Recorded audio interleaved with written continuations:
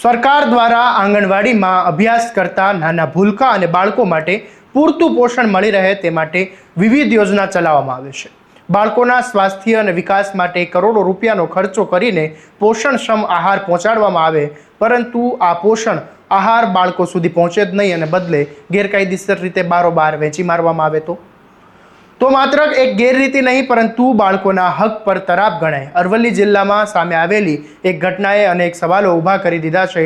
આંગણવાડી માટે પોષણના આહારનો મોટો જથ્થો શંકાસ્પદ રીતે હેરાફેરી થતો હોવાની શંકા વચ્ચે ઝડપાયો છે।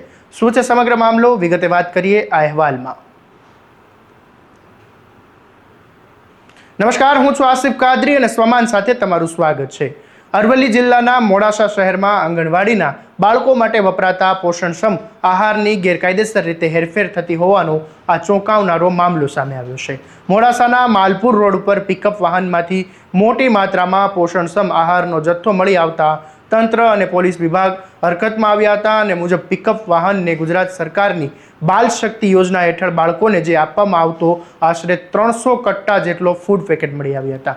આ જથ્થો મહીસાગર જિલ્લાના ખાનપુર વિસ્તારમાંથી લાવવામાં આવ્યો હોવાનું પ્રાથમિક તપાસમાં સામે આવ્યું છે। જ્યારે અન્ય જથ્થા અંગે પૂછપરછ કરવામાં આવી રહી છે ત્યારે કોઈપણ પ્રકારના આધાર પુરાવા, બિલ કે મંજૂરી પત્ર વગર જરૂરી દસ્તાવેજો રજૂ કરવામાં ન આવ્યા હોવાનું જાણવા મળ્યું છે, જેના કારણે સમગ્ર મામલો વધુ શંકાસ્પદ બની ગયો છે અને આ શંકાસ્પદ જથ્થા સાથે પિકઅપ વાહનને મોડાસા રૂરલ પોલીસ સ્ટેશને લઈ જવામાં આવ્યો, જ્યાં પોલીસ દ્વારા જથ્થાની માલિકી અને પરિવહનનો હેતુ અને તેની પાછળ સંકળાયેલા લોકો અંગે તપાસ શરૂ કરી છે।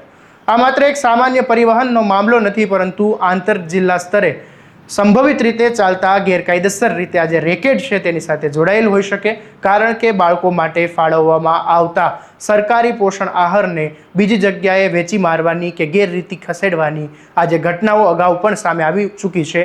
ઉલ્લેખનીય છે કે થોડાક સમય પહેલાં સાબરકાંઠાના પ્રાંતિજ વિસ્તારમાં આ પ્રકારનો એક પોષણનો આહારનો જે જથ્થો છે તે ઝડપાયો હતો ને ત્યારે ફરી એકવાર આ ઘટના સામે આવતા પોષણ આહાર અને વિતરણ સંગ્રહની દેખરેખ વ્યવસ્થાની અનેક સ્થિતિઓ વચ્ચે હવે સવાલો ઊભા થયા છે। બાળકોના સ્વાસ્થ્ય માટે ફાળવવામાં આવતો આહારનો જથ્થો જો ગેરરીતિ રીતે ફેરફાર થતો રહે, હેરફેર થતી રહે, તેની સીધી અસર જરૂરિયાતમંદ બાળકો પર પડી શકે છે, જેના કારણે આ સમગ્ર મામલો ગેરરીતિ પૂરતો સીમિત નથી રહેતો, પરંતુ બાળકોના હિત સાથે જોડાયેલ ગંભીર મુદ્દો બની જાય છે।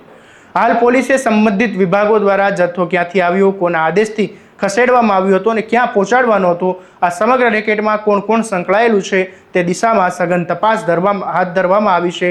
હવે તપાસમાં શું મોટા ખુલાસા થાય છે અને આ ગેરરીતિ પાછળ જવાબદારો સામે શું કાર્યવાહી થાય છે તેના પર સૌની નજર છે। દરેક અપડેટ માટે તમારા સ્વમાનને સબસ્ક્રાઇબ કરી દેજો અને આ વિડીયોને શેર કરવાનું ભૂલતા નહીં।